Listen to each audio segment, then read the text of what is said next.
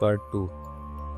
हमने आसपास देखा और एक ढंग का कमरा देख उसे साफ किया और अपना सारा सामान उसके अंदर रख दिया। जब मैंने उस्ताद से पूछा कि कितने सालों से बंद पड़ा होगा, तो उस्ताद ने कहा कि पता नहीं, हमें क्या लेना है ये जानकर कि ये कब से बंद पड़ा है। हमें तो जल्दी से काम ख़त्म कर बस यहाँ से वापस जाना है। फिर हमने कुछ खाना पानी किया और पूरा बंगला अच्छी तरह से छान मारा। पूरा बंगला खाली पड़ा था, कहीं भी कोई भी सामान रखा हुआ था। ऐसा लग रहा था जैसे कि जल्दबाजी में घर खाली किया गया। हमने लाइट का इंतज़ाम किया, बल्ब वगैरह लगाए ताकि रात को कोई दिक्कत का सामना न करना पड़े। सबसे पहले हमें पूरे घर की साफ़ सफाई करनी थी, तो हमने सबसे पहले ऊपर वाली मंजिल से शुरुआत करने का फ़ैसला किया और फिर धीरे धीरे सफाई करते हुए नीचे आने का सोचा। शाम को हम सभी जल्दी खाना खाकर सो गए, क्योंकि अगले दिन सुबह जल्दी उठकर हमें काम पर लगना था। सुबह मेरी नींद जल्दी ही खुल गई, क्योंकि मुझे नई जगह पर ठीक से नींद नहीं आती। मैं लगभग सुबह 5 बजे उठ गया। मैंने पास ही रखा जग उठाया और पानी पीने के बाद फ्रेश होने चला गया। जब मैं वापस आया तब तक रमेश और उस्ताद भी जग चुके थे। रमेश चाय बना रहा था तो उस्ताद बाहर लॉन में खड़े थे। मैंने जब बाहर जाकर देखा तो उन लोगों ने लगभग सारे लॉन में उगे हुए पेड़ पौधों और झाड़ियों को साफ कर दिया था।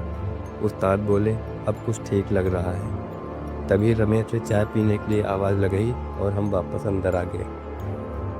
चाय पीते हुए रमेश ने कहा, कितना बढ़िया बंगला है, फिर भी इसकी क्या हालत बना रखी है। मेरा ऐसा बंगला होता तो मैं कभी इसे गंदा नहीं होने देता, इसको चमका कर रखता। उसकी बात सुन हमें हंसी आ गई। उस्ताद ने कहा, जल्दी से चाय ख़त्म करो, फिर हमें काम पर भी लगना है। इसके बाद हम चाय ख़त्म कर उस बंगले की साफ़ सफाई में लग गए। सबसे पहले धूल मिट्टी और जो जाले वगैरह लगे थे, हमें उनको साफ़ करना था। हमने सबसे पहले एक कमरा साफ़ किया और वहाँ काम करना शुरू किया। मैं और उस्ताद उस कमरे में रंग रोगन करने लगे और रमेश को अगला कमरा साफ़ करने में लगा दिया। अब धीरे धीरे काम अपनी रफ्तार पकड़ रहा था। हमने शाम तक एक कमरे पर वाल पुट्टी और प्राइमर दीवार पर लगा दिया। अब बस उस पर पेंट करना बाकी था। शाम हो चुकी थी और हमें अपने लिए खाना भी बनाना था, तो हमने जल्दी ही काम छोड़ दिया। रमेश सब्जी छील रहा था और वहीं उस्ताद नहाने को चले गए थे, जबकि मैं आटे को गूंथ रहा था। खाना बनने के बाद रमेश और मैं भी नहाकर आ गए। खाना खाकर हम सो गए और अगली सुबह जल्दी ही उस्ताद ने उठा दिया। मैं उठा और चाय बनाने लगा। हमने चाय पीकर ख़त्म ही की थी।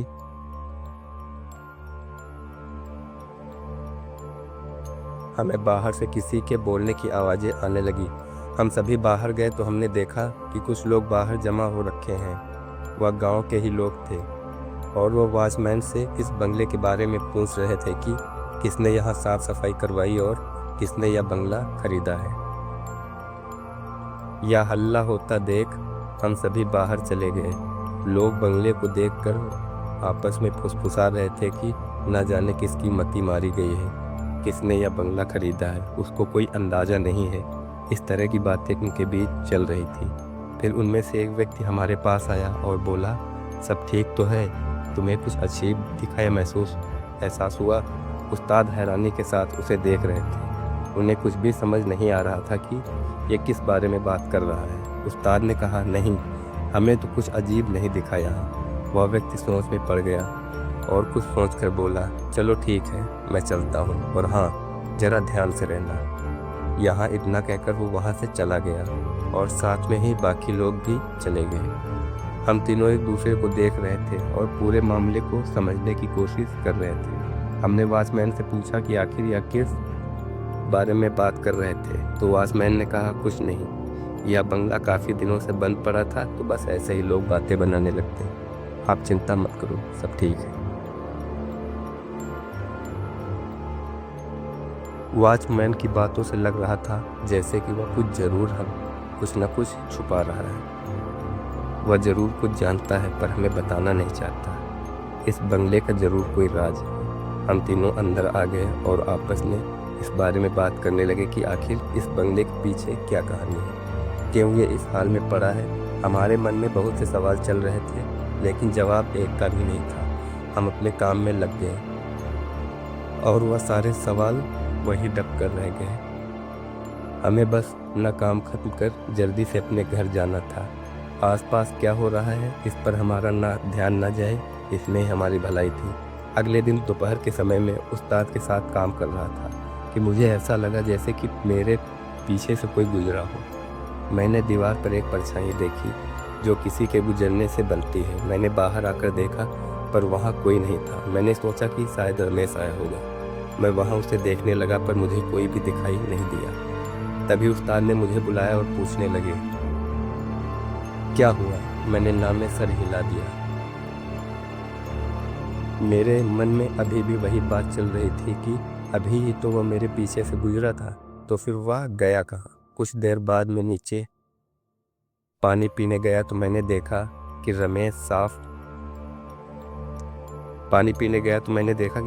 सफाई कर रहा है। मैं उसके पास गया और उससे पूछने लगा कि तुम ऊपर गए थे क्या कुछ देर पहले? तो उसने कहा कि नहीं, मैं तो कब से यहीं लगा हुआ हूँ। यह कमरा बाकी कमरों से कुछ ज़्यादा ही गंदा है तो बहुत टाइम लग रहा है। मैंने सोचा जब ये यहीं था तो फिर ऊपर मैंने किस की परछाई देखी?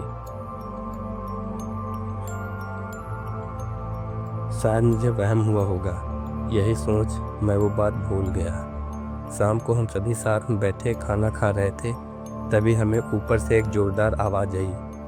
हम तीनों भागकर ऊपर की ओर गए तो हम क्या देखते हैं कि एक सीढ़ी नीचे रखी रंगों की बाल्टी और कैन पर गिर गई है, जिससे एक कैन टूट गई थी और चारों तरफ रंग फैल चुका था। यह सब देख दंग रह गए कि यह सब आखिर हुआ कैसे। यह कमरा तो बंद पड़ा था, यह सीढ़ी के नीचे गिरी तो गिरी कैसे? हमें कुछ भी समझ नहीं आ रहा था। हमने सामान को ठीक किया और फिर नीचे आ गए। हमने अपना खाना खत्म किया और फिर सोने को चले गए। हमने इस बात पर ज़्यादा ध्यान नहीं दिया। रात के करीब 1 बजे मेरी आँख खुलती है और मुझे ऊपर से ठक ठक की आवाज़ आती हुई सुनाई देती है। ऐसा लग रहा था जैसे कि कोई ऊपर किसी चीज़ को ठोक रहा हो। मुझे आवाज़ कुछ ठीक नहीं लग रही थी। मैंने अपना फ़ोन उठाया तो उसमें रात के 1 बज रहे थे। मैं यह देख हैरान था कि इस वक्त ऊपर कौन हो सकता है। यह कहानी यहीं तक थी। इसके पार्ट 3 के लिए इंतज़ार करें। इसका पार्ट 3 जल्दी ही अपलोड किया जाएगा।